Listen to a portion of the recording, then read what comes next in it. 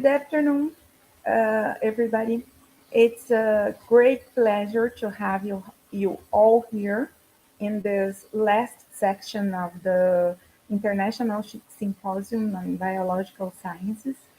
And as you know, it was a long way to be here, to get here. And in this moment, I am very pleased to be here and to be part of this achievement.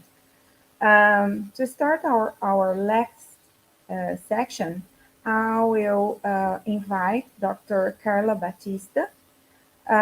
She was a product of this of our program, and she is now a professor at the Federal Institute of Education and and Science and Technology at BRS, and she has a long way in the field of hardened beans, and I think she can bring to us a lot of information about this neglected and sometimes discharged food. Uh, Welcome, Carla, and please start your presentation. It's a great pleasure to have you here. Thank you, Professor Kátia. Today, I'm here to talk to you about the biological potential of protein from beans. And we know that beans are important nutrient source, especially for low and middle income countries like Brazil. And this source of food is important because they have lots of carbohydrate, vitamins, fibers, minerals, some consistent content of resistant starch, and the main content of protein that is our molecule of study today. So the high content of proteins from beans are an interesting alternative of protein for situations that we don't have proteins from animal source. And the point of view of quality, proteins from animal source in beans are considered complete proteins because these proteins have the 9 essential amino acids in their composition. However, there are differences in the content and the quality of these proteins depending on the species and the genotype or cultivar of the beans. For example, we have differences in the content of proteins and the composition of these proteins among Phaseolus Vulgaris beans, the common beans, and Colpi beans and faba beans. And in addition to these differences in the quantity of proteins, we also have different profiles or patterns of bioavailability of these proteins, depending on the storage conditions or the post-harvest conditions. We are working with hardened beans, I think, for 12, 13 years, and this post-harvest hardening comprises a group of biochemical and physicochemical chains that occur during the storage that interferes with the solubilization of proteins during cooking. And this interference in the solubility affects the bioavailability of these proteins to hydrolysis and consequent absorption. And if we think that almost 4% of all being produced in the world is lost every year due to the post-harvest hardening, we are talking about near to 1 million tons that are not used for human nutrition. And if we think that almost 1 billion people are suffering with hunger across 93 countries. It's mandatory to think about any alternative of reuse this byproduct, this residue, as an ingredient for some foodstuff, or even to include these grains in human nutrition. And for us, the situation is harder since the pandemic puts Brazil back on the world hunger map. We were withdraw this world hunger map in 2014 due to this government program Fome Zero. But now we are back, and the news are not good. Almost 116 million Brazilians, yes, 116 million Brazilians, which means 54% of the population faced some level of food insecurity in 2020. And the worst part is that 19 million people here in Brazil, 19 million Brazilians have facing serious food insecurity, which means 19 million people has no food, any kind of food for one day, and more than one day sometimes. And this is the main reason that we are studying since 2008 the hardened beans. We started searching for alternatives to improve the nutritional quality of this residue. And the alternative to try to reinclude this grain in human nutrition was to use the extrusion process. The extrusion process, it's a thermal processing that produces a bean flour. And this bean flour was used as a food ingredient, was evaluated regarding the biochemical potential and the possible chains effect in the bioavailability of proteins, digestibility of carbohydrates, anti-nutritional factors, and we were able to propose the use of this flour as food ingredient, for example, for the production of bread, substituting a part of wheat flour for the production of bread. In this case, we can increase the protein content, reduce the carbohydrate intake, and the caloric value of this bread, in addition to increase the content of fibers. So it's kind of improve the nutritional quality of the bread. In addition, during these years, we also start to study the biochemical chains associated with this ATC phenomenon, because if we can find the cause, we can try to change the molecular genetics of these beans and develop a new variant, a new cultivar, which are resistant or even,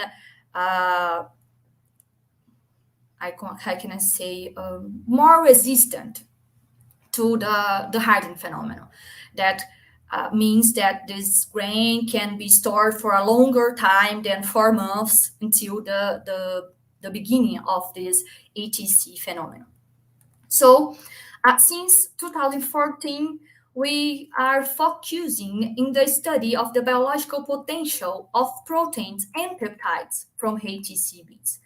And in this new area, we are studying the effect, the hardening in these biological activities, if the hardening affects or not the biological potential of these proteins and peptides. And in addition, to evaluate the effect of autoclaving and extrusion in this biological potential, aiming to determine and to find an alternative of process that can recover or even improve the biological potential of these proteins. And in the last 2 years, 3 years, we are using these biological active peptides to develop nanomaterials. The use of nanoparticles loading with these peptides and evaluating the absorption of these nanoparticles and peptides, aiming to overcome some troubles that these peptides have during the hydrolysis in the gastrointestinal tract.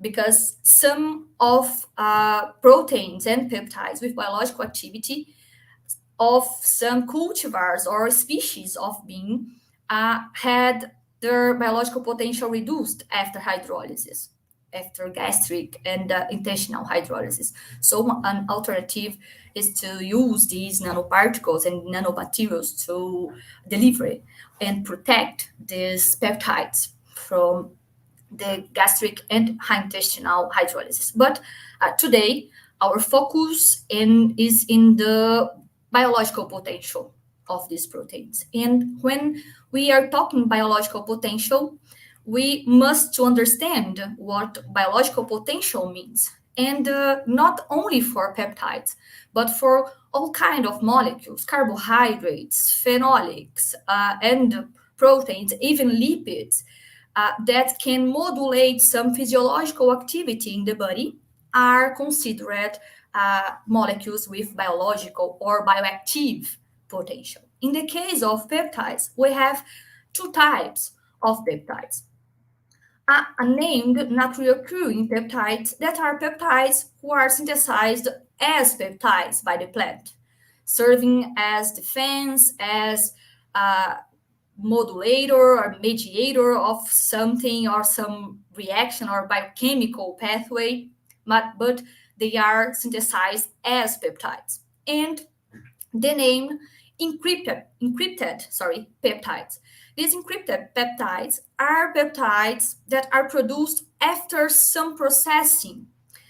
In fact, these peptides are component of the native protein, and during fermentation, the gastrointestinal hydrolysis, and in vitro, the use of enzymes, specific enzymes for hydrolysis or food processing, such as autoclaving and extrusion, this native protein can degrade, and these small fractions, now called encrypted peptides, can have some impact in human health. And the possibilities of bioactivity includes activities in the nervous system, the cardiovascular system, the gastrointestinal system, and the immune system. So today, I'll bring to you some results about the antioxidant activity of carioca beans, a genotype of common beans. And the first activity that we determined was the ability of these peptides act as DPPH quenching. In the reaction, the peptides to present antioxidant activity must be able to donate protons to the DPPH radical, and then we can determine the potential as antioxidant molecule. And our results showed us that despite the hardening process, the peptides produced were quite efficient as antioxidants against the DPPH radical. And moreover, the effect of processing was quite important to increase the potential of these molecules as antioxidants, especially when we are talking about extruded samples. In this case, the possible explanation is that the extrusion process is a thermal process that includes, besides the temperature, a shear force, a high shear force. And in this case, these native proteins can be degraded, can be fragmented, and these released encrypted peptides are much higher, much better in act as antioxidant than the naturally occurring peptides present in ETC and HTC beans. In addition to the DPPH assay, we also determined antioxidant activity using the FRAP assay. The FRAP assay is an antioxidant activity based on the power of ferric reducing potential of the samples.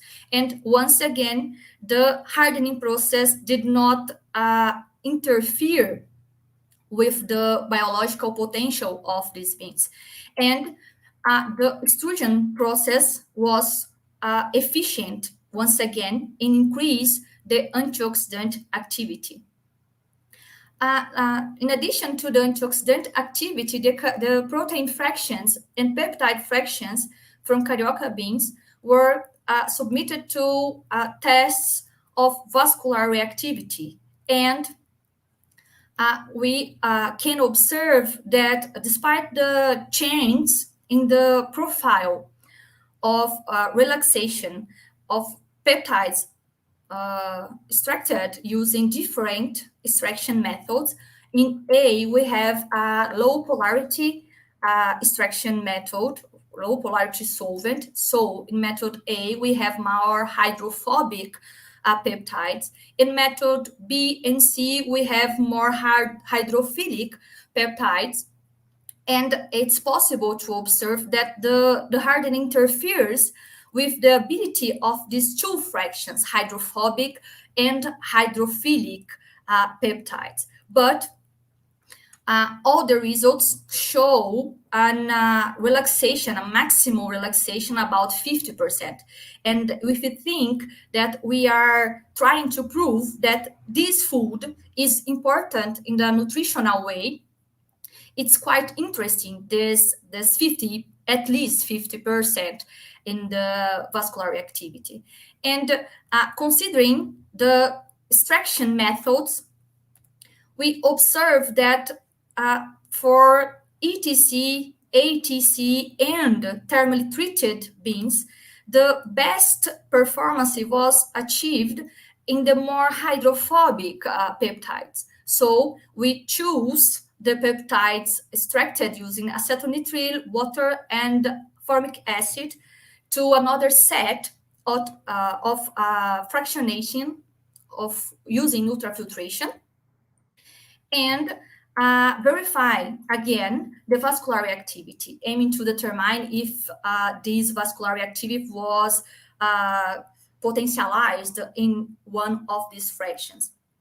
In this case, our results were quite interesting. When we consider it, the fraction 3 to 10, which is a fraction with low to high molecular weight peptides, we observe that the thermal treatment improved greatly the relaxation capacity of these peptides.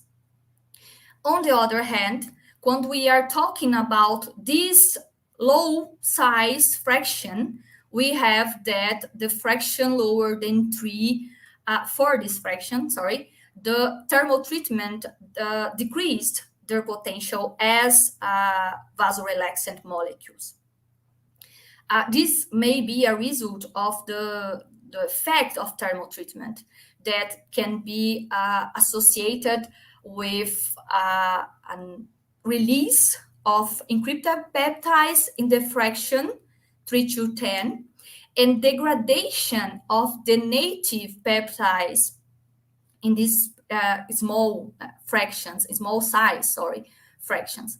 But if we consider that the for 3 to 10, we have improvement of the treatment, and in the fraction lower than 3, we have a kind of maintenance of a minimum percentage of relaxation. We still can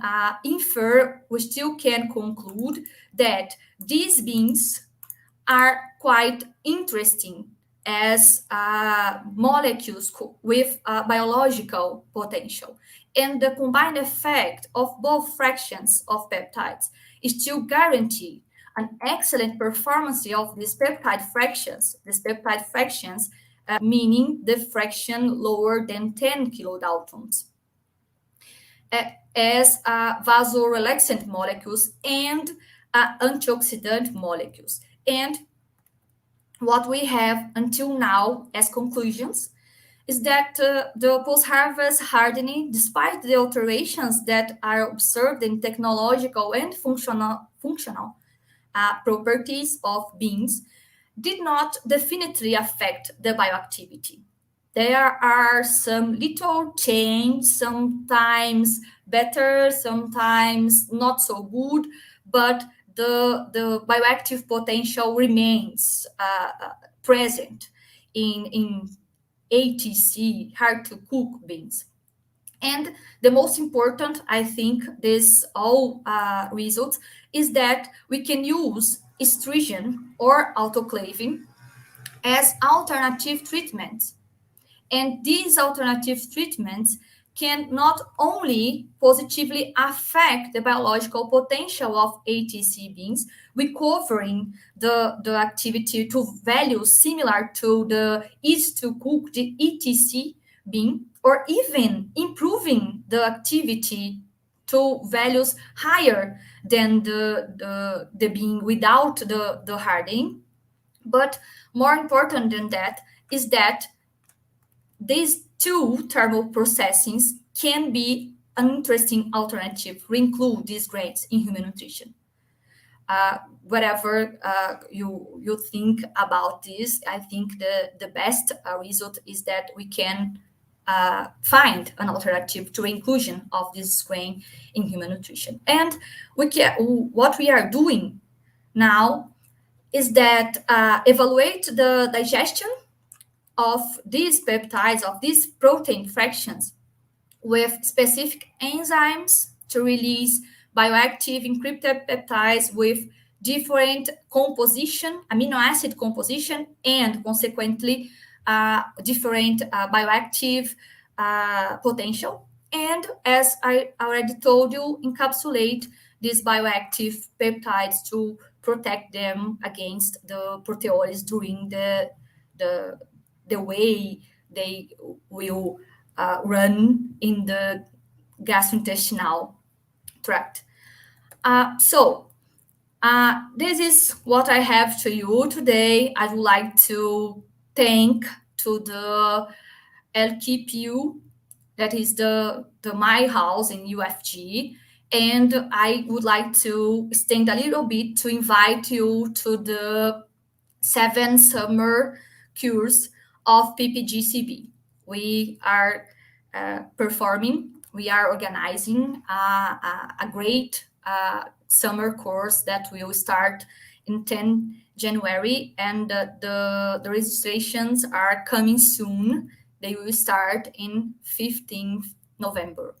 Thank you all that are watching me, and once again, thank you to the organizing committee for this opportunity.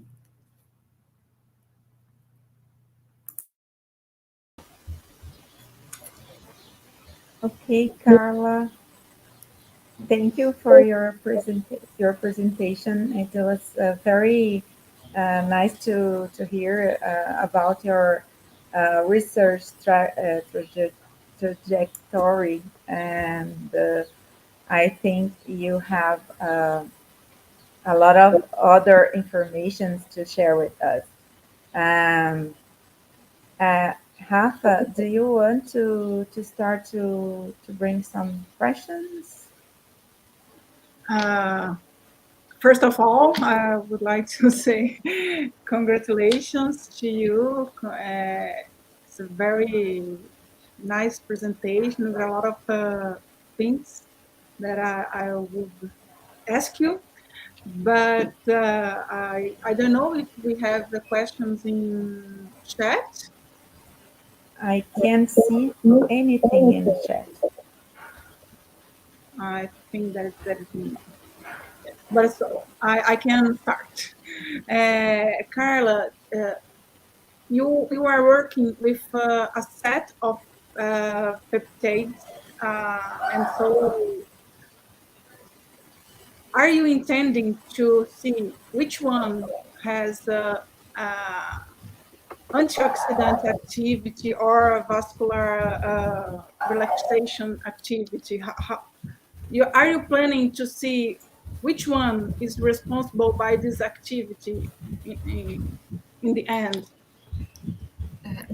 Rafa, at the beginning, the main idea was to prove that these beings are important beings that can't be used as residue. But now we are starting to think about fractionate, separate these peptides to determine which peptide is responsible for which, or which fraction of peptides are responsible for which activity. As you will see in the next presentations, we already have some sequences, some peptides that was identified, and we in fact have a pool of peptides from 3 to 12 amino acids. And of course, these peptides will have different activities, mainly depending on the size of this peptide and the content, the characteristic of each amino acid.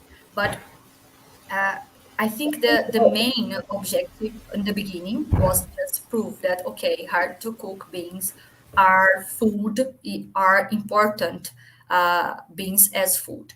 And now we start to determine the name of molecule that is responsible for. It's a long way, but we are starting. And the content of peptide is different from hard cook, from not hard cook beans. Do you know if the content of peptides is different?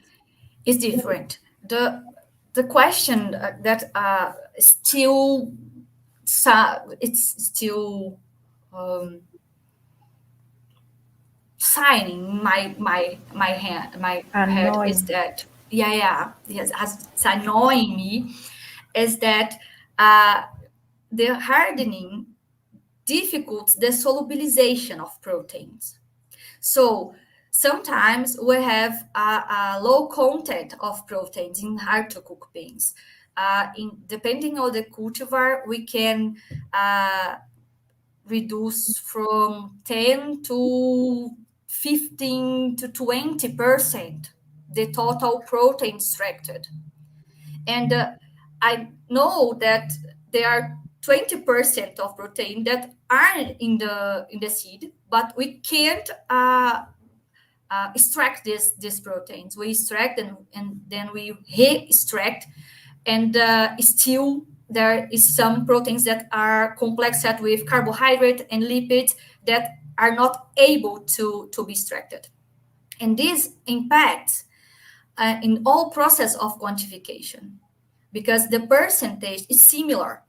The percentage of peptides, if we consider the total protein as 100%, we have 10% of peptides in the fraction lower than 10 kilodaltons. But in ETC beans, we have 20 grams per 100 grams of flour. In HTC beans, I just have 15 grams. So in the end of the process, the yield is different. The amount of peptide is different. And our question now is that, okay, the quantity is different, but the profile is the same, because the biological potential, sometimes the biological activity sometimes is the same. But we don't know if it's the same molecule, the same ACTW in the ETC and HTC that are working, or if it's another 4 amino acids that play the same activity. And now it's our question of study. I was thinking about the bean that I eat every day. So I started to think about why maybe I am eating antioxidant molecules. So I think that I will eat more beans from now on. For sure. It's always a good idea. If you taste as well, because for some people, the taste of beans is not so palatable. But in fact, there are lots of studies reporting that the consume of bean can contribute to prevent some disease, some cardiovascular disease, some inflammatory disease, even some kind of cancer. And this part, I think, it's still lacking information, a robust information about, but the cardiovascular disease and some inflammatory and immune, high immune disease are reported to be avoided if you are constantly consuming beans. Okay, Carla, we have one more question from Professor Carlos Xavier. He wants to know about the yield among different types of bean concerning the protein extraction. Is there any difference among the?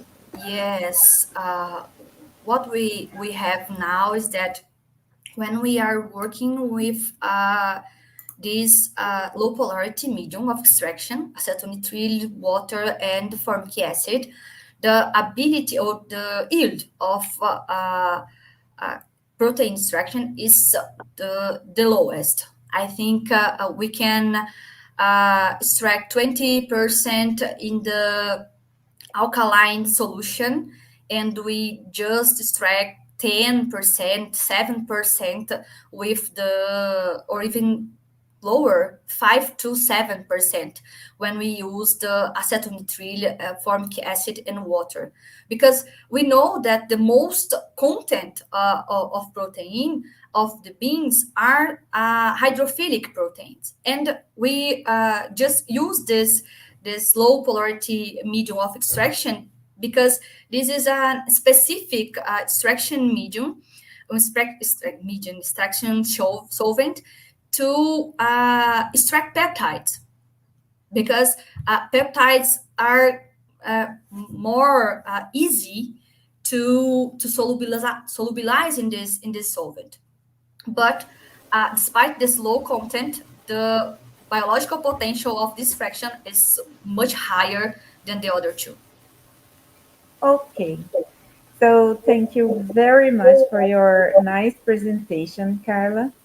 And we are now moving forward with our next speaker, who is Professor Carlos Xavier. Professor Carlos Xavier is a researcher and associated professor in the physiology department at the UFG. And he is also the coordinator of the Systems Neurobiology Laboratory and a permanent member of the graduate program in biological sciences in UFG. So today we will hear from Professor Xavier the new insights he found in the research he coordinates about bean peptides. So thank you for being here, and please start your presentation, Professor. Can you hear me? Is it okay? Yeah. Okay, thank you. So good afternoon, everyone. Once again, thank you, the organizing committee, especially Professor Manuel for the invitation and for the whole event. And thank you, Professor Kátia, for organizing this section and for inviting me. So I'm going to show you part of our results that about this, the application, the potential use of these molecules from Phaseolus vulgaris bean. And our focus in the lab is to look for the molecules that are able to modulate behavior and behavioral autonomic interface. And then at the beginning, we are interested in some neuronal traces for this functional neuroanatomy. And lots of studies bring us information about these neuronal traces, which are used to describe the anatomic connection among regions of the brain. And when a tracer is injected, it travels through the target and show about where the cell body is and where the projection is reaching to. And these neuronal tracers, they can be different. They can be injected in different tissue, for example, in the heart, and it can be incorporated at the axonal terminals and travel through the cell body, showing the innervation of some organ or some tissue. And it can be transneuronal. It means that if you inject the neuronal tracing in some region, it can travel through different synapses and showing a lot of connections like a network.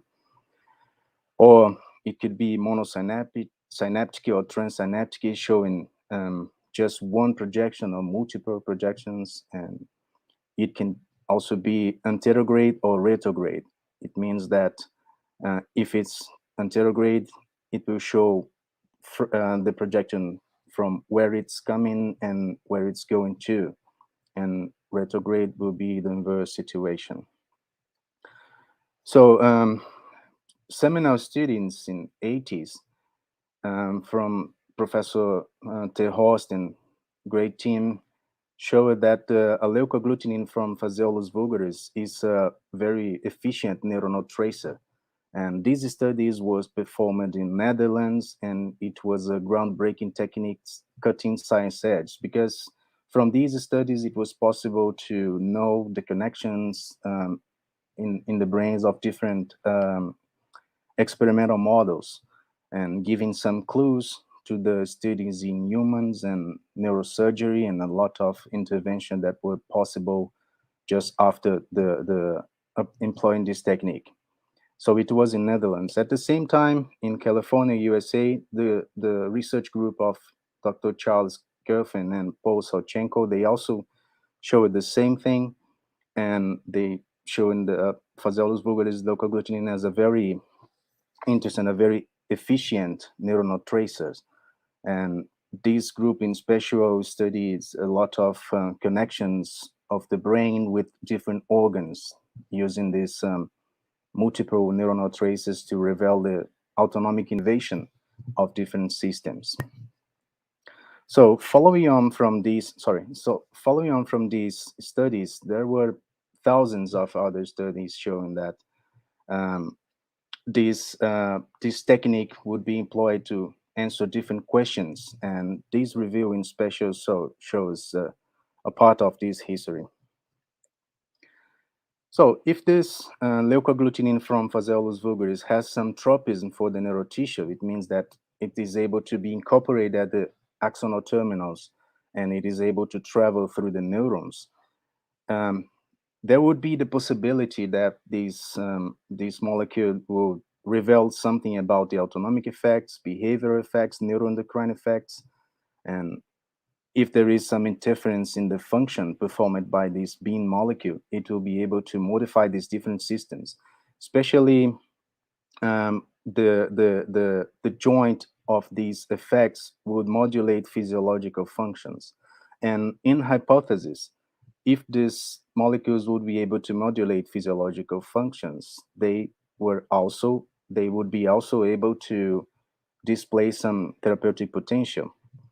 So in regards of these clues, lots of studies from different parts of the world showed that molecules from Phaseolus vulgaris are able to modulate different functions, different metabolism, different systems, and it is able to modify glucose metabolism, and it's also display antioxidant, anti-tumor, and gastroprotective activities. It modulates this cardiovascular hormonal system, renin-angiotensin system. It displays antioxidant and anti-inflammatory activities. And if the search is deeper, it's going to show a lot of different studies with different systems and different mechanisms of action. So in collaboration with LKP Lab, we have obtained this extract, as Dr. Karla brilliantly brought us in the past presentation. And we have filtered this extract, and we obtained molecules smaller than 3 kilodaltons. It means that the size is about 28 amino acids. And in the search for the possibility that small molecules could cross the blood-brain barrier and affecting central nervous system, or at least reaching the central nervous system. So we have tested the effect of these small molecules, small peptides from Phaseolus Vulgaris in different paradigms. The first of all was to test the effects upon anxiety-like behavior. We have used this elevated plasmase. This apparatus has 2 open arms and 2 closed arms. If the rat goes through the open arms, it means that the drug displays a degree of anxiolysis. And if the animal is more frequent and spend more time in the closed arms, it means that it's more anxious. And thereafter, we have tested the effect of these drugs in the open field, which is a paradigm that also shows us about the locomotion and exploration, or some kind of sedative effect.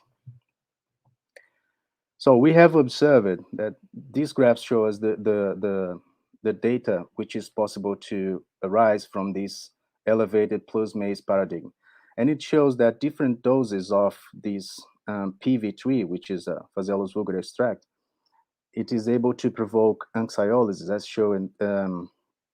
as shown by the frequency and by the time spent in the open arms. It means that the animals spend more time in the open arms, and we have some kind of anxiolysis provoked by this drug. So we have also assessed the involvement of catecholaminergic pathways as a classical pathways involved in the organization of this kind of behavior.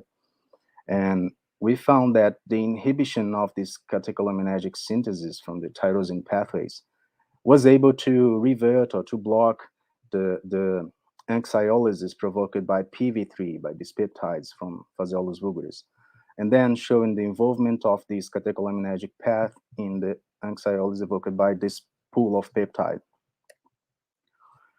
And the results I showed before were from the acute treatments, and now from the chronic treatment using about 2 weeks of injections, daily injections of these peptides, we observed that this anxiolytic-like effect was kept, and then the effect of this pool of molecules was not lost.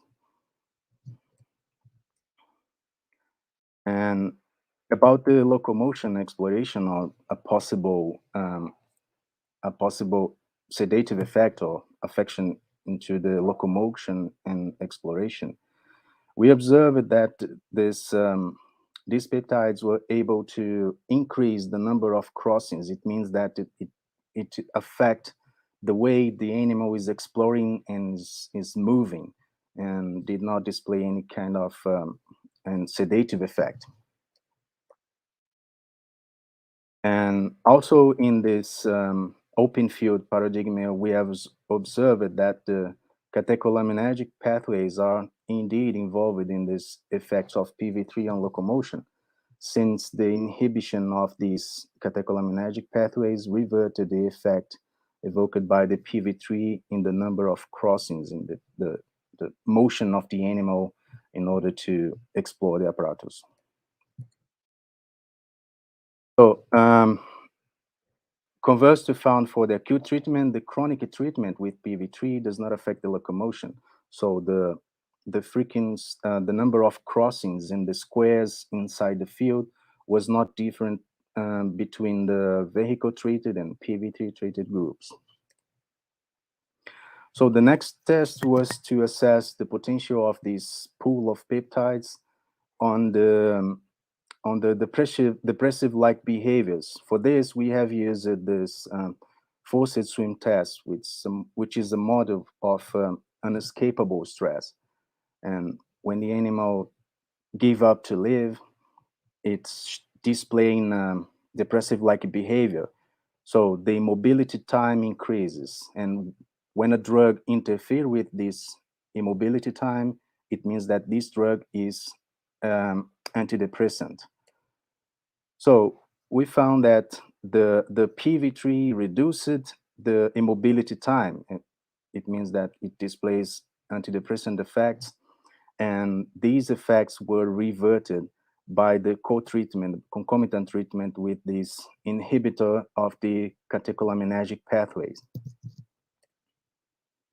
So the chronic treatment also kept this antidepressant effect, and the chronic treatment with the PV3 kept the reductions in the immobility time during this forced swim test. So it kept the antidepressant effect. So in order to understand the additional mechanism probably involved in the central effects of the PV3 in these chronically treated animals, we have looked at the involvement of two important enzymes of the nitric oxide pathways. One of them is an ATPase, it depends on energy, argininosuccinate synthetase, and the another enzyme we looked for the expression was the nitric oxide synthetase. So we have assessed the levels of these proteins in different regions of the brain and in the hypophysis. And we found that the chronic treatment with the PV3, intriguingly, reducing the expression of the ASAs in the mesencephaly and the midbrain, and also reduced the expression of the nitric oxide synthetases in the insular cortex and the prefrontal cortex. These areas are well known for being involved in the behavioral control. So, if these peptides are able to modify the behavior, what we have in this pool? What about the content of this pool? So the first thing was to, in a collaboration with Professor Wagner Fontes, we have took these samples and used the LC-MS to screen the sequence. And then we took this sequence and put it in a data bank, which is a biopep, to compare the structure of the peptide, I mean the primary sequence of the peptide, with the potential effect of these peptides on some well-described target. After that, we have assessed in cells the potential of being cytotoxic or cytoprotective, and the levels of reactive oxygen species and nitric oxide in these cells by using some fluorescent probes. And then we have assessed the effects of these pool of peptides in arterial vasomotion in two different beds, aortic and renal bed. So the results of the biopep comparisons show that these peptides are able to act as ACE inhibitor and upon targets involved in the glucose control. And it's poorly associated with potential actions as a neuropeptide. It doesn't mean that this peptide is not able to act in the central nervous system. It means that literature lacks information on this potential. Okay. So sorry for the low quality figure. And these were the sequence we found in LC-MS sequencing. And it's possible to see that we have some kind of peptides with 20 amino acids or something, the biggest one. And the smallest was 3 or 4 amino acids. And the sequences were very different among the peptides. It means that the possibilities of acting on different targets are great. So this year we have published this amount of results, and I'm going to show you from now. So these are the results for the effects of the peptide on some protocol to assess the oxidative stress, and we showed that the provoking this cell death with the hydrogen peroxide was reduced by the co-incubation with the PV3 at different concentrations. These are the results using a probe to assess nitric oxide production, showed that PV3 was able to increase the fluorescence. It means that it was able to increase the nitric oxide productions in human endothelial cells. This other bunch of results, we used some probe to label the reactive oxygen species. So as much as the color is, more reactive oxygen species we have. And the results show the PV3 at 10 milligrams per ml was able to reduce the intensity of this fluorescence, showing that it was able to reduce the oxidative stress in endothelial cells. So the ex vivo assays, in a collaboration with two laboratories in the ACB, with Professor Paulo Guedini and Professor Carlos Castro, we have assessed the effects of these peptides upon vasomotion in different beds. So these published results, we detected that PV3 vasorelaxing effects depends on the presence of the endothelium and depends on the nitric oxide signaling pathway. So when we remove the endothelium from these rings, the PV3 lost the effect, and when it was co-incubated with the nitric oxide inhibitor, the vasorelaxing effect was absent, as shown in this red line. And now in renal artery rings, we found similar stuff. In this study, we also assessed the effects of this pool of peptides upon arterial rings from normotensive and hypertensive rats. And we found that this PV3 was able to produce vasorelaxation in renal artery rings from normotensive and hypertensive rats. It depends on endothelium, and it also depends in a nitric oxide pathway, since the inhibition of this pathway was able to revert the vasorelaxing effect provoked by this pool of peptide. So we also tested whether these peptides were able to affect the ingestive behavior and renal functions, and then we treated these animals with the pool of peptides and put these animals in metabolic cage for 24 hours, and we measured some parameters. So the pool of peptides were not able to modify the ingestive behavior, so it doesn't change the amount of water and chow which was consumed by the animals.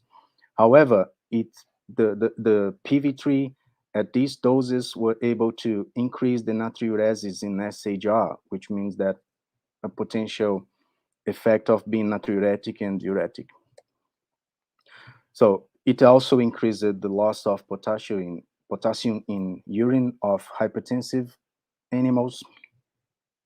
And to test whether the effects of these peptides upon the kidneys will depend on some hemodynamic change, we have anesthetized these animals and injected them with these peptides and tested the arterial pressure, the blood flow, and vascular resistance in aortic and renal beds.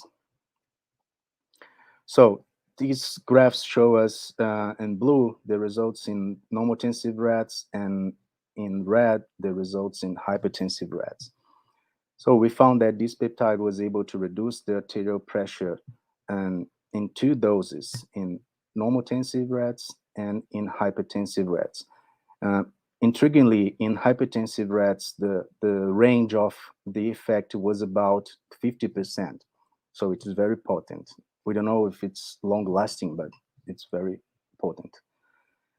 These results show the arterial aortic resistance in Wister and in SHR, in normotensive and hypertensive animals. So this PV3 was able to reduce the resistance in aortic bed in normotensive and in hypertensive rats. So in the renal artery, in the renal bed, these peptides showed the similar results. It was able to reduce the resistance in normotensive and in hypertensive rats.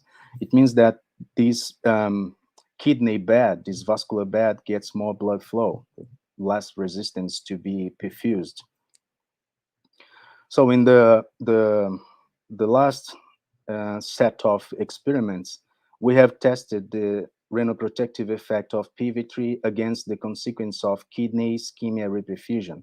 So animals were anesthetized, and we have tied the blood flow to the kidney during some minutes, and then we treated the animals with the PV3 and released the blood flow to the kidney and put these animals in a metabolic cage, and we tested the urine and blood samples. So we have observed that the PV3 was able to abolish the ischemia effects upon the creatinine clearance. And these groups here are the ischemia reperfusion groups, and these were the sham surgery, the surgery which the animal underwent the same experimental procedure except for the ischemia reperfusion procedures.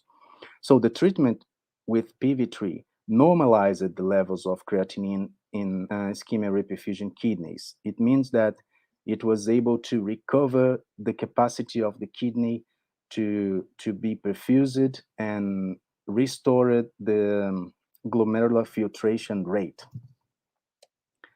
So PV3 also attenuate the effects of the ischemia reperfusion in ions handling. As you can see here, the effects of the effects of PV3 were able to modify the plasma sodium and potassium sodium, and also the urinary sodium and urinary potassium. So the PV3 brought the values of these ions to levels very similar to those to the animals injected with vehicle in sham group. It means that it was able to restore the actions of tubular anion exchangers. So in hypothesis, the PV3 was able to act on these exchanges, which are in general ATPases.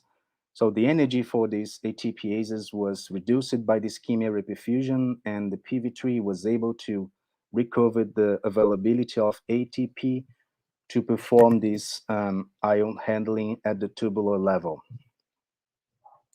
So again, I'm not tired of saying thank you for these beautiful people, and Professor Kátia Fernandes, which is a pioneer, I would say the being queen, and she paved the way for all this stuff which is happening now.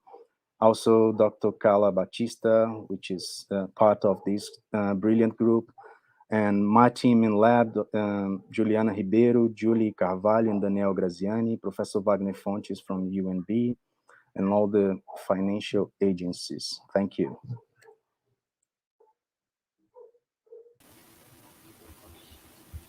Thank you for the Queen Bee. I love it. It was a kind. Okay. And I have a question because we are dealing with this subject. Are you reading? Are you reading? I can hear you. Okay. Yeah. So you think if we were able to uh, purify some parts, some fractions of this pool, what would be your preference? Because we are almost there. We are working on the installation of our HPLC, and I think at the next year, in the beginning of the next year, we will start to work with purification. So, what would be your preference? It's just opinions, not based in science, okay? But I Okay. would try the smaller peptides at the beginning. And regarding the hydrophobic or hydrophilic character. Do you think the hydrophobic are more promising? I suppose that the hydrophobic peptides were more likely to cross the cell membranes or to cross the blood-brain barrier and to get some central effects, probably. But it's also, So, I'm guessing. so you don't think they need a specific protein, a membrane protein to cross over the membrane? You think they are absorbed? For the cells, I don't know. For the blood-brain barrier, the smaller peptides will be able to cross without a help. Okay. 2 amino Uh, acids or 3 amino acids, it's likely to okay. cross the blood-brain barrier. Okay. We will work together on this issue. Okay. I'm really happy to be with you in this journey. Okay. And you, Raphaela, do you have any questions? No, and in fact I have, but I will talk with Karla Xavier after, because the time is just we are just in time, so we have to start the other talk. But I'm sorry. and I tried to be as fast as I could. Sorry.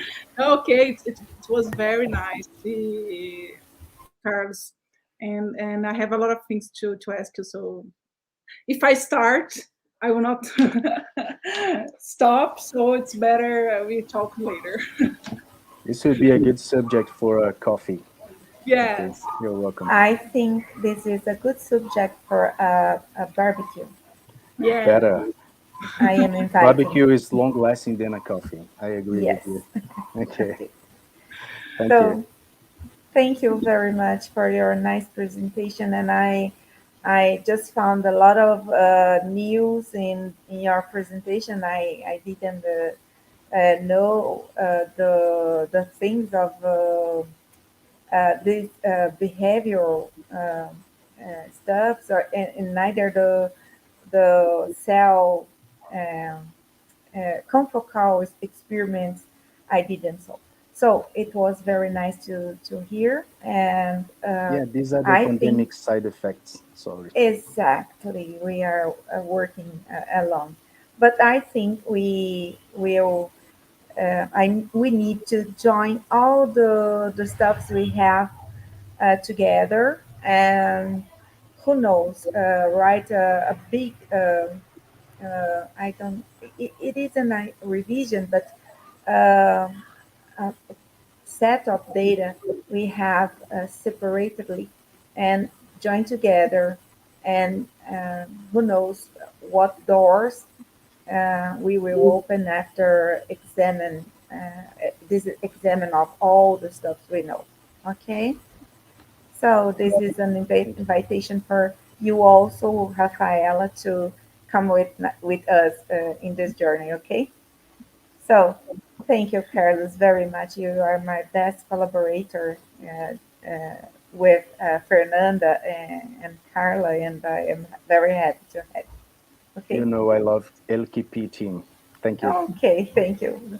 Thank you very much. So, the next presentation is from Erika. So, let's go, Rafaela, it's all yours. It's a pleasure to me to introduce Erika. And Erika was a student in our graduate program, and where she performed her master's and doctoral degrees. And nowadays, she's a researcher at the Ecology Institute in Mexico City. She is now involved in a research looking for new natural products with anti-diabetic activity in session genotypes using metabolomics. So, inspire us, please, Erika. Thank you, Raphaela. Thanks for the invitation. It's a pleasure to be here.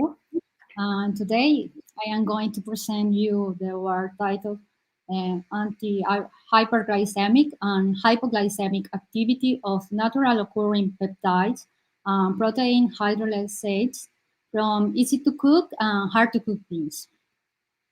So, as introduction, diabetes is a chronic metabolic disease that develops when the organism does not use or produce insulin efficiently. Diabetes has become a worldwide health problem and an enormous socioeconomic and health challenge. In 2017, more than 425 million people worldwide had diabetes, and it's estimated that this number will increase even more. There are three main types of diabetes, and these types are gestational, type 1 or child diabetes, and diabetes type 2. This last one is the most common type of diabetes, comprising 90 to 95% of the world population of diabetics. And one of the main symptoms of type 2 diabetes is postprandial hyperglycemia, which is an important risk factor contributing to complications as nephropathy, neuropathy, and diabetic retinopathy, as well as an increasing risk of hypertension, cardiopathy, and stroke. Currently, diabetes treatment focuses on reducing hypoglycemia by using medications such as metformin, glibenclamide, and insulin. However, most current treatments don't offer an adequate control of the disease, since about 40% oral hypoglycemic drug cause alterations in biochemical process in the human body. Such alterations can lead to several undecided effects, including gastrointestinal and hepatic disorders. These undecided effects, which are associated with the continuous use of anti-diabetic synthetic drugs, has encouraged the use of plant-based medicine, which could contribute to a positive therapeutic response with minimum or no undecided effects. So, recently, alternative treatments based on peptides from different food sources have been proposed for the prevention and control of diabetes. These peptides are known as bioactive peptides and are organic substances formed by amino acids linked by covalent bonds known as amide or peptide bonds. Although some peptides exist free in their natural source, the vast majority are encrypted in the S structure of the original proteins, and these are released mainly by enzymatic process, and some peptides can be prepared by chemical synthesis. Bioactive peptides play an important role in human health by affecting the digestive, endocrine, cardiovascular, immune, and nervous system. They are considered the new generation of biological active regulators. They can prevent oxidation and microbial degradation in food, and also improve the treatment of various diseases and disorders, thus increasing the quality of life. The growing interest in bioactive peptides has encouraged the scientific community to explore the development of new food additives and functional products based on these peptides. And several bioactive peptides from different food sources have been reported to modulate the molecular targets of diabetes, such as inhibition of alpha amylase, alpha glucosidase, and DPP4. Stimulation of insulin secretion, decreased absorption of glucose, and improvement of glucose uptake in peripheral tissues. Among the sources, common beans appear as promising alternative to obtain bioactive natural occurring encrypted peptides with anti-diabetic potential. And common beans are leguminous consumed over the world because of their high nutritional and nutraceutical values. However, once the grains are harvested and separated from the plant, they continue to ripen, and biochemical reaction can lead to reduction in their nutritional quality. In this scenario, the handling and storage conditions are the major factor in the development of successful post-harvest protocol for common bean groups. So, improper storage conditions result in the development in the hard-to-cook phenomenon. This post-harvest hardening leads to change in the biochemical and technological properties of the grains, affecting the viability of nutrients and consumer acceptability.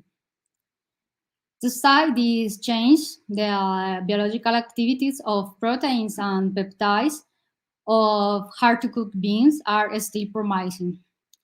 Encrypted bioactive peptides from different varieties of common beans have also been suggested as a potential effective treatment of diabetes because of their antioxidant, anti-inflammatory, and anti-hypertensive activities. However, few studies have actually evaluate the antidiabetic activity of these bean peptides. Therefore, our goal was to evaluate and compare the antidiabetic capacity of natural occurring and encrypted peptides obtained from easy to cook and hard to cook beans. So, common beans were provided by Embrapa, and you use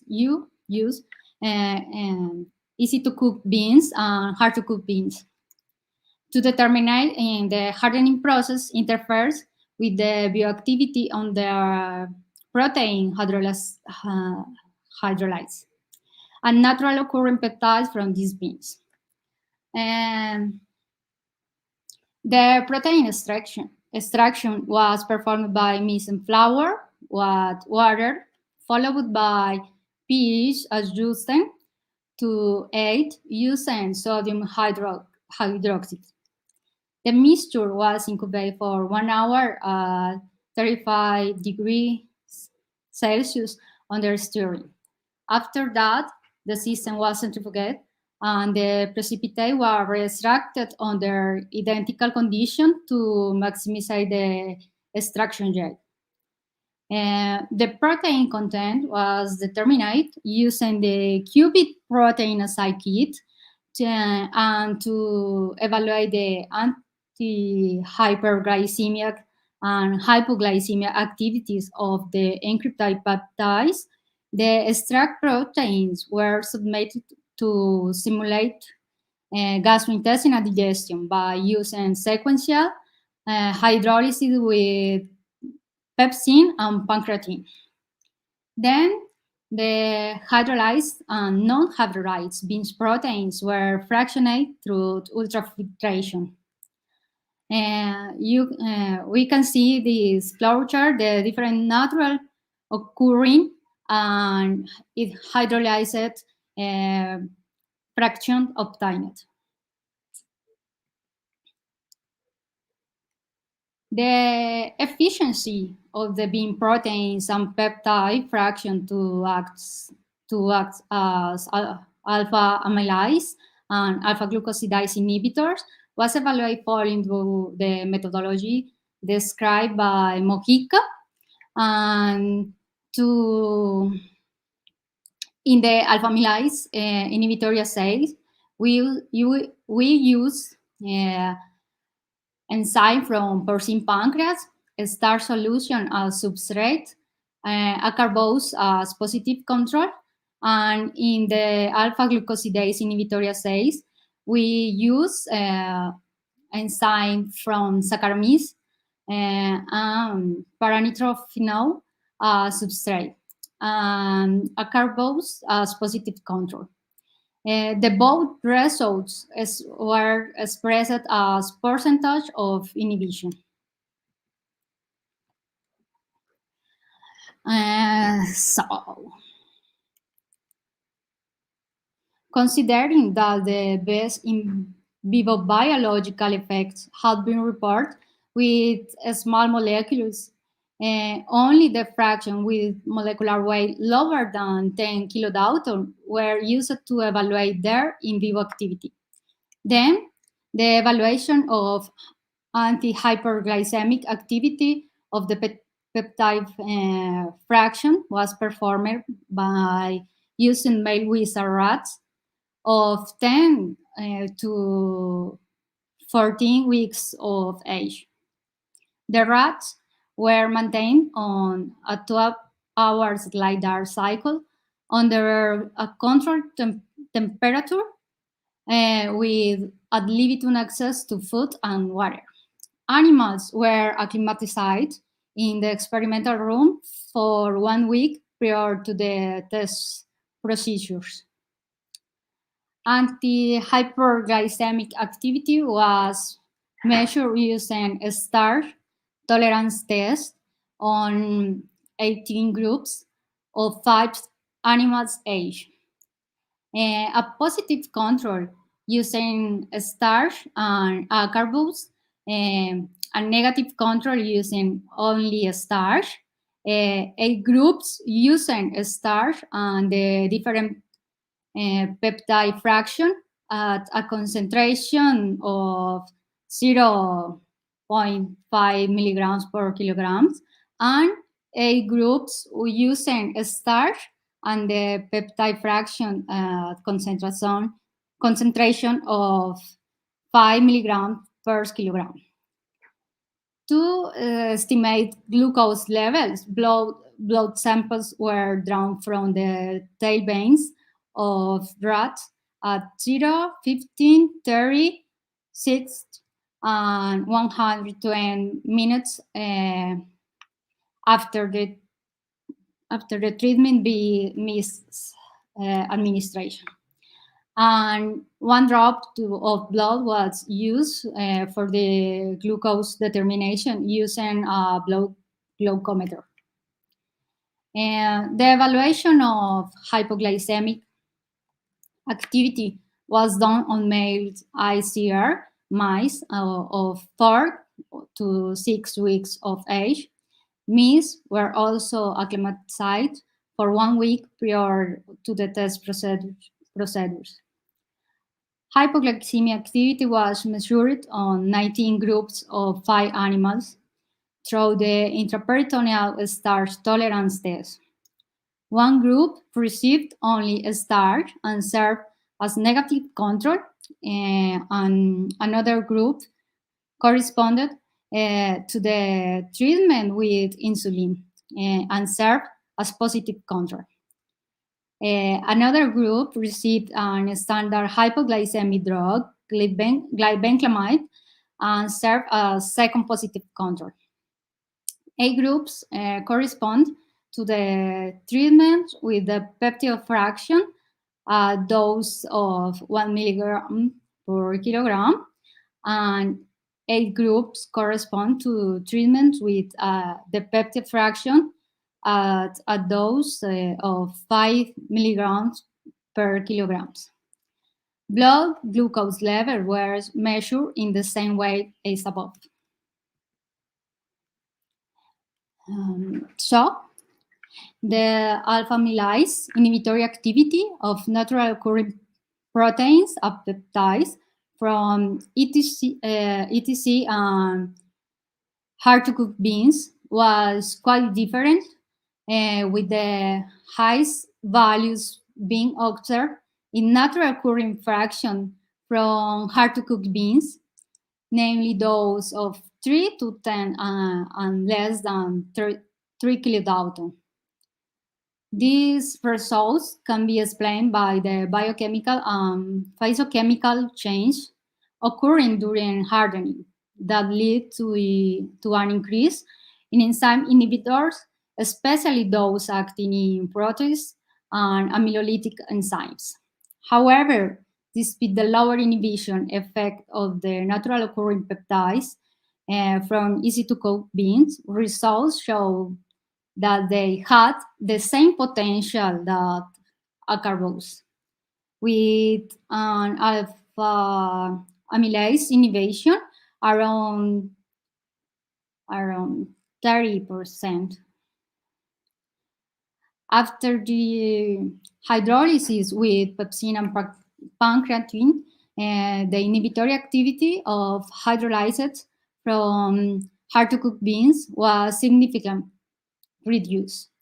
But the easy-to-cook fraction from the hydrolyze of less than 3 kilodalton present a higher activity than that observed from easy-to-cook natural occurring fraction of less than 3 kilodalton and acarbose, showing that in this case, during the hydrolysis, there is release of peptides more efficient and inhibiting the alpha amylase. So the result from alpha glucosidase inhibition showed that there were no difference between the activity on the natural occurring peptides and ETC and hard-to-cook beans. In this case, these molecules were probably not able to form complex with other cis compounds as a function of their reduced molecular size, which made them available to interact with inhibit the activity of the alpha glucosidase. In addition, the natural occurring peptide fraction of both easy-to-cook and hard-to-cook beans showed the best inhibitory performance, even better than the observed for acarbose. For the hydrolyzed fraction, we observed a decrease in the inhibitory activity of alpha glucosidase than maybe due to the removal of different amino acid resides in the bioactive peptides by the hydrolysis with pepsin and pancreatin. In addition, despite the inferior inhibitory performance of the hydrolysate fraction, our results were higher than those obtained for proteins and hydrolysates from other various common beans. We also evaluated the effect of different non-hydrolyzed and hydrolyzed protein fraction on postprandial hyperglycemia. The results show that after oral administration of starch, there was a general trend of increasing levels of blood glucose at 15 and 30 minutes. When the peptide fraction were given to the rats, a significant decrease in blood glucose concentration was found at 45 minutes after 45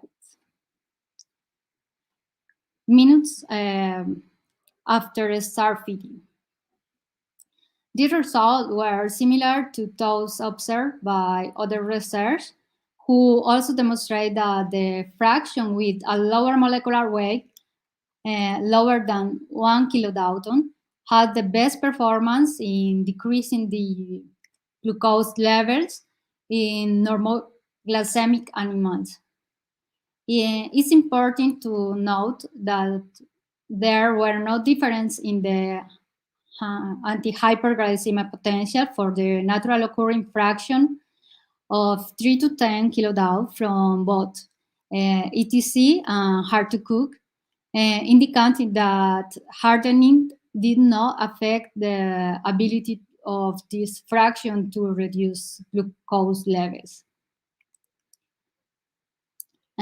We can see that the hydrolysis of less than 3 kilodalton from both etc. in hard-to-cook beans present higher anti-hyperglycemic activities than the of acarbose, being efficient in decreasing the blood glucose levels to the baseline values after 60 minutes. The best performance of the hydrolyzed fraction has been commonly attributed of the possible formation of new protein fragments containing different amino acid composition with higher bioactive potential. In addition, the use of pepsin and pancreatin in the hydrolysis experiments simulate gastrointestinal digestion. Therefore, the produced peptide fraction lower than 3 kilodalton were perceived after oral administration and probably absorbed intact by the jejunum epithelial cells. So the area under the curve from 0 to 120 minutes was calculated from the time course using the trapezoidal rule. This parameter was then used to calculate the percent of anti-hyperglycemic activity and the results of area under the curve, analysis of the natural occurring peptides, revealed that only the natural occurring fraction of 3 to 10 0.5 milligram per kilogram from ETC showed a significant anti-hyperglycemic activity, and this same fraction of hard to cook showed a similar activity than acarbose. And the analysis for the hydrolyzed fraction showed that almost all the fraction present inhibitory activity similar or better than present by acarbose. And as I mentioned before, this may be due to the possible formation of new protein fragments containing different amino acid composition with higher bioactive potential. In the insulin-treated group, the blood glucose levels drastically decrease after 1 hour of start in the ingestion, indicating a rapid tissue glucose uptake. After that, the glucose levels slowly increasing until they stabilize after 4 hours, with values of blood glucose lower than those from the control group. On the other hand, different from what was observed in the insulin treatment, the glibenclamide treat group experiment a slight reduction in blood glucose levels with time without the presence of hypoglycemic peak. In general, the test peptide fraction decreased glucose levels and the same extent than glibenclamide, independently of the hardening.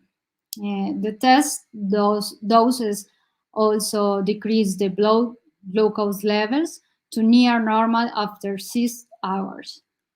It seems that the hardening process can interfere with some biochemical parameters of the bean proteins and peptides.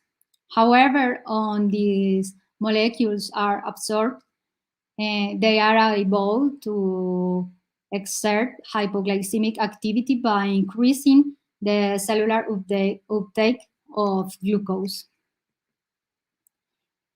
In the hydrolyzed fraction, the results observed were similar. We perceived that the tested peptide fraction decreased glucose levels at the same or better extent than glibenclamide, independently of the hardening. The tested doses also decrease the blood glucose to near normal after 6 hours. As can be observed by here, all the peptides fraction had activity similar to the glibenclamide, except for the ATC natural occurring fraction of less than 3 kilodalton. Also,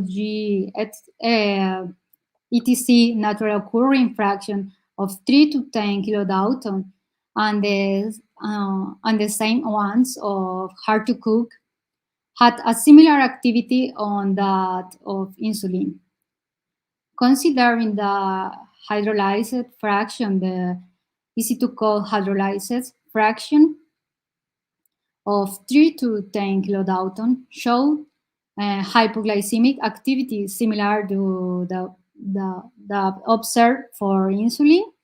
And these results agree with those from the literature, indicating that small proteins, a peptide from beans, are quite promising as anti-diabetic molecules. All these findings indicate that the peptide fraction from beans could help enhance the ability of tissues to obtain glucose by decreasing insulin resistance. In addition, the test peptide fraction reduced the blood glucose content, thus maintaining a constant basal level without a postprandial hypoglycemic peak, which confers a clinical advantage when compared to insulin administration. Finally, by and our findings, we can infer that the biological and physiochemical alterations that occurred during the hardening process did not affect the general bioactive potential of natural occurring peptides from beans. In addition, the hydrolysis was able to produce molecules with higher hypoglycemic and anti-hyperglycemic activity. In summary, these results provide scientific support to assure that these bean peptide fractions have good potential as a source for natural products to be used in functional food or pharmaceutical preparation for the prevention and or treatment of diabetes. With this, I would like to thank you for the attention and my colleagues for the work and support.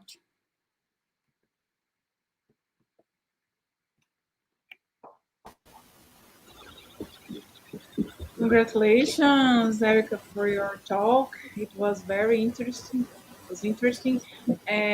Unfortunately, we don't have time to questions because of the time, but I can suggest to somebody if we have questions to do in chat, and so Erika can answer by that. Okay? Okay. And we will go to our last speaker. I will present him. I just see here. And now Jefferson Hollanda Véras will talk to us. Jefferson is graduated in biological science by Federal University of Goiás. He has done a lot of things, and he works in lines of research related to molecular, human, and toxicological genetics, mainly in the area of mutagenesis, where he is working with Professor Chen. He was a graduate sandwich scholarship holder by Science Without Borders from CAPS in Philadelphia, in La Salle University, USA. And he was also an undergraduate researcher at the Angel Ward Lab in MIT, Biological Engineering at Massachusetts Institute of Technology. And there in MIT, he developed works related to biological engineering, mainly in the comet chip technique. And today he will talk to us about lactose-binding lectin from Vataira macrocarpa seeds, inducing in vivo angiogenesis via VEGF and TNF-ɑ expression and modulates in vitro it's a very hard name to say, doxorubicin-induced genotoxicity. Thank you for to be here and talk to us. Thank you very much. Thank you for the committee for inviting me to present my work. So good afternoon, everyone.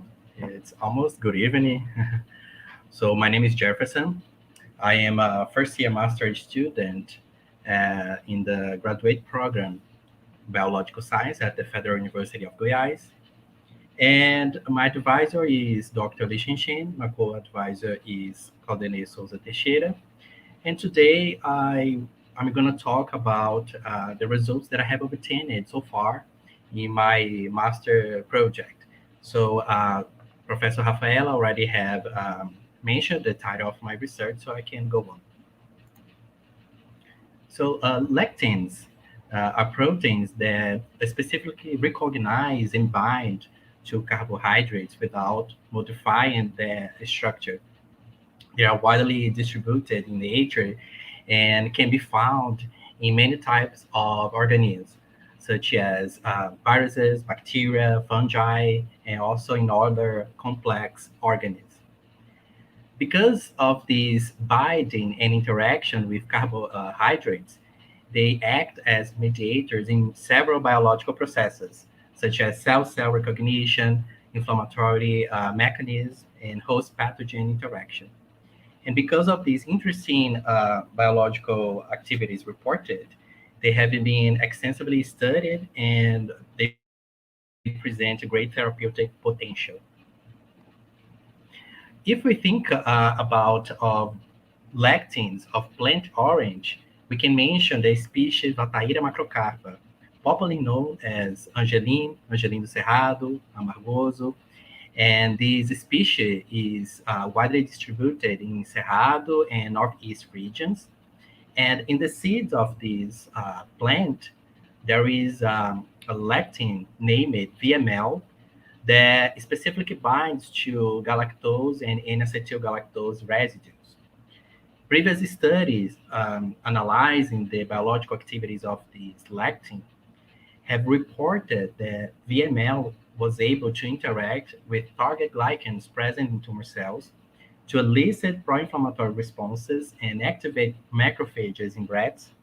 And in a recent study, it was reported that VML was able to enhance the effect of antibiotic drugs against the resistant strains of Staphylococcus aureus. So although many interesting activities have been reported for this protein, there is no study yet that has investigated the interaction of this lectin with the genetic material, neither its influence in the angiogenic process. And it's important for us to investigate the genotoxicity of this molecule because genotoxic tests are referential for carcinogenicity. Likewise, the investigation of substances that can modulate the genotoxicity provide us with information on the ability of these molecules to attenuate genetic and chromosomal changes.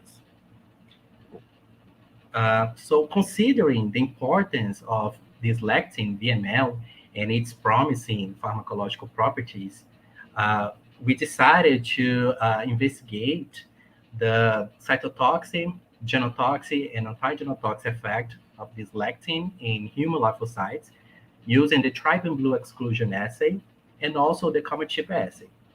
Moreover, we also investigated the angiogenic potential of this lectin using the chorioallantoic membrane assay, better known as CAM assay, in fertilizing chicken eggs.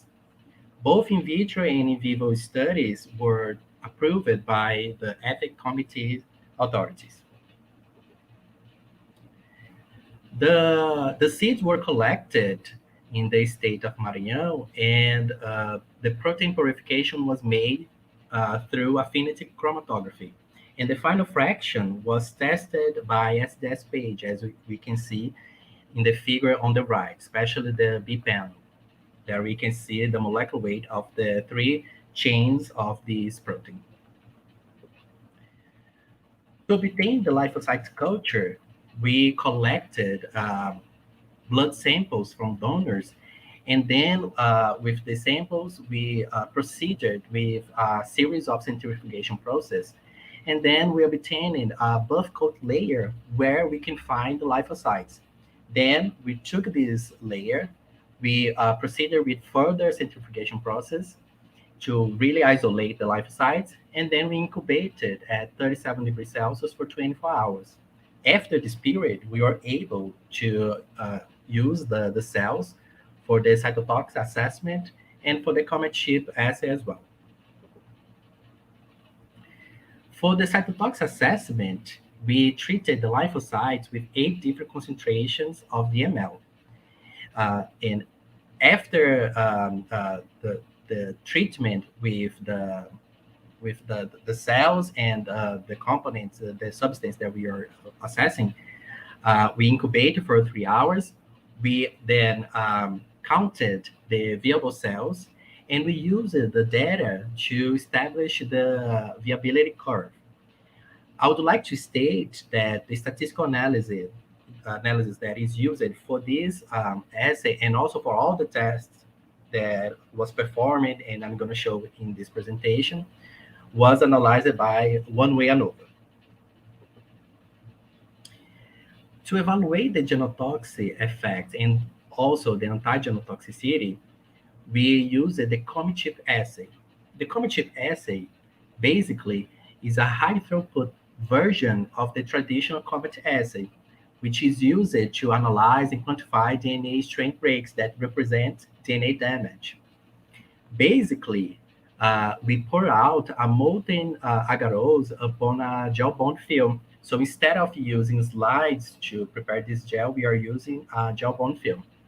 And then we apply a specific mold that was made at MIT to create microweighted wells. After the solidification, we remove this mold, and then we are able to load this gel that it's microweighted, and then we can perform the treatments. For the genotoxicity, we used 3 concentrations of ml, 0.5, 2, and 8 micromolar. For the anti-genotoxic assessment, we performed the same procedure, but we co-treated the cells with VML and also concentration of the positive control, which was doxorubicin. Then we treated the cells for 30 minutes. After that, we removed the excess of cells by washing off with PBS, and then we go further with the traditional steps of the comet assay: the lysis, electrophoresis, DNA staining, and then using fluorescent microscopy, we are able to take pictures and images of these cells and the comets to further analysis using the comet score to analyze the DNA damage. To evaluate the angiogenic activity, the fertilized chicken eggs were incubated at 37 degrees Celsius. And on the 7th day of incubation, we opened a hole in the large end of the eggshell to expose the membranes. We sealed again, we returned the eggs back to the incubator. And on the 12th day of incubation, we performed the treatments. So we did 3 concentrations of the ml, 0.5, 2, and 8 micromolar.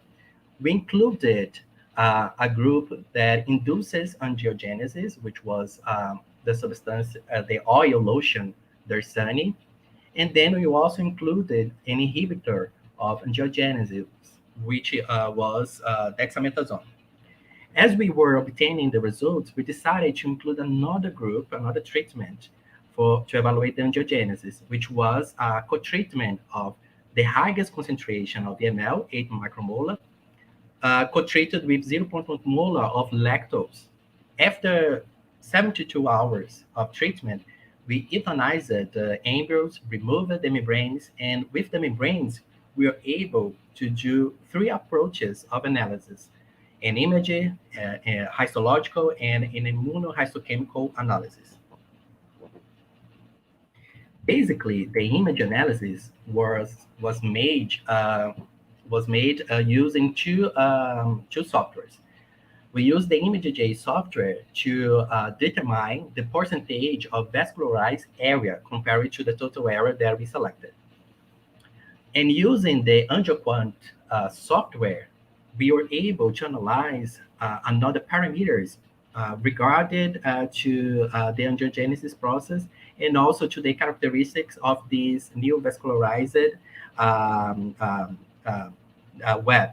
So we selected 4 parameters: length, size, number of junctions, number of complexes. After the image analysis, we fixed the membranes and we made a histological slide staining with hematoxylin eosine. Then we analyzed 4 parameters that were associated with the angiogenic assessment, which was angiogenesis. So we looked for the vascularization, presence of inflammatory cells, presence of fibroblasts, and the thickening of those membranes. We also use the membranes to be assessed through an immunohistochemical analysis to verify the levels of VEGF and also TNF-ɑ. Then we took images from these membranes, and we assessed using the ImageJ the labeled regions compared to the total regions to verify the levels of those proteins.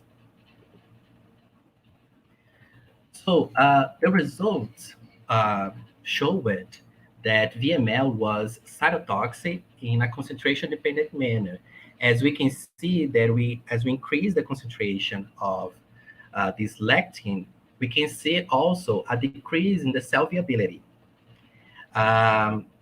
We also can notice that lower concentrations of this lectin exhibited a mild cytotoxic effect, whereas the high concentrations of this lectin exhibited a very strong cytotoxic effect, even higher than the positive control.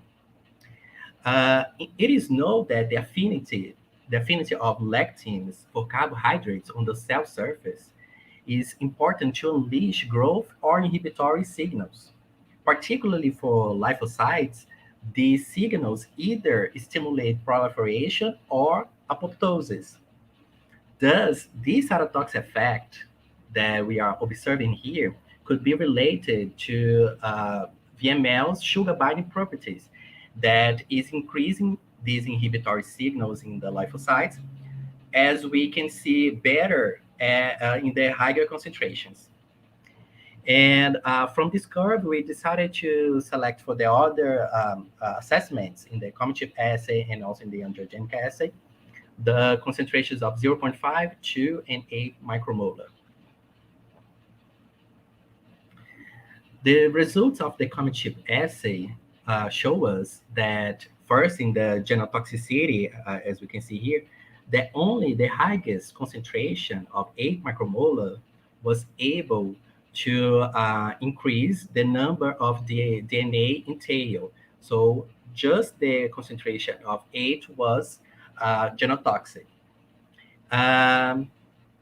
It is, if we observe and if we correlate this result here in the genotoxic assessment, compare it to the result that I just showed of the cytotoxic curve, we can observe that the same concentration presented the highest cytotoxic effect among these three concentrations evaluated here in the common-chip assay. It is noted that the relationship between genotoxicity and cytotoxicity is something very big in the genotoxicological assessment, because one of the outcomes of the damaged DNA is to lead the cell to apoptosis. Thus, the cytotoxic effect that we observed in the other graphic regarding to this concentration can be attributed, at least partially, to the genotoxic effect that we are observing here in the common chip assay, which is damaging the DNA and thereby leading the cells to death. Regarding to the anti-genotoxic assessment, we see the opposite effect.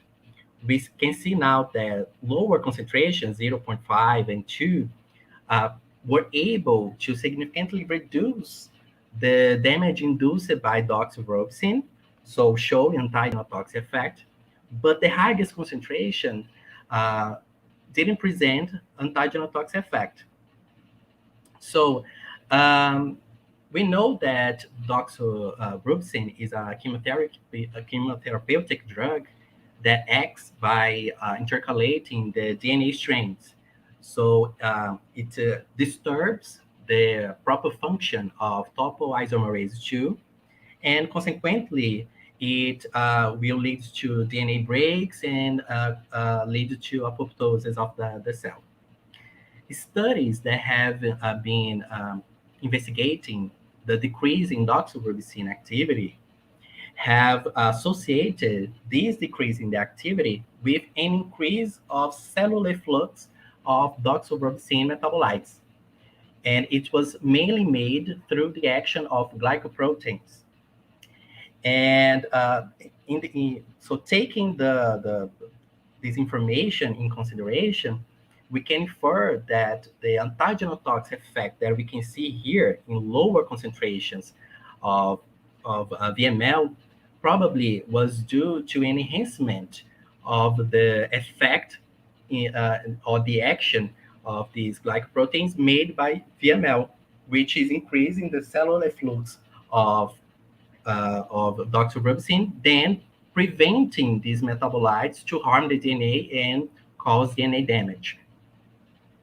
In contrast, the concentration of 8 micromolar could be also enhancing this cellular flux made by glycoproteins. However, the same concentration is also damaging the DNA, as we already observed that this concentration alone was able to provoke genotoxic effect. Regarding now to the angiogenic assessment, we can see that in both image and analysis, the concentrations of VML were able to increase the vascularization in the membranes and also the parameters associated with angiogenesis. An important thing that I want to highlight here is that the co-treatment of the highest concentration with lactose significantly decrease the percentage of vascularization and also the parameters associated with angiogenesis. Here in the histological assessment at table 3, we can see the same outcome. The concentrations of VML were able to significantly increase the parameters associated with angiogenesis, especially inflammation, and the co-treatment with lactose also reduced all these parameters that we analyzed.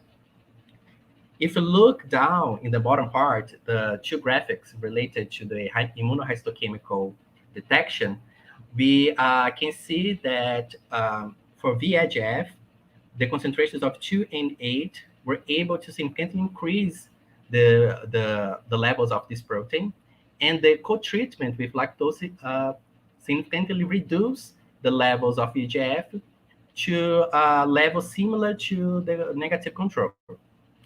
Regarding to TNF-alpha, all concentrations of the VML were able to increase the levels of this protein, And although we've seen a decrease in the co-treatment with lactose, it wasn't statistically significant.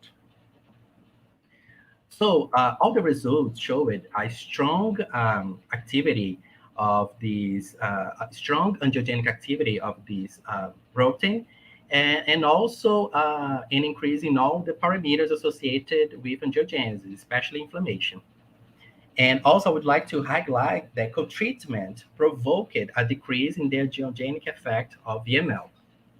Angiogenesis is a complex process that involves signaling pathways and molecular mediators, and we know that inflammation plays a key role in the neovascularization process.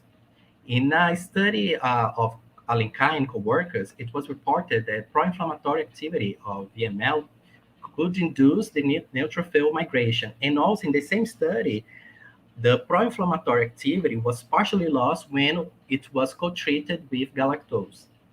In another study, further investigating this pro-inflammatory effect, they observed that VML was able to induce the macrophage to release cytokines, mainly TNF-alpha. So to explain our result of this angiogenic effect that we saw in our experiments, it seems likely that VML is able to recognize and bind to glycan receptors in the membrane of the CAMs, then inducing an inflammatory response mediated by VEGF and TNF-alpha, and as a result of this inflammatory response, an increase in vascularization is observed at the site of inflammation. So in conclusion, our results show novel information of the interaction of this lectin with the genetic material, as we saw that VML was cytotoxic, genotoxic, and antigenotoxic. As well as we also observed that this substance show a strong angiogenic activity, possibly mediated by VEGF and TNF-alpha.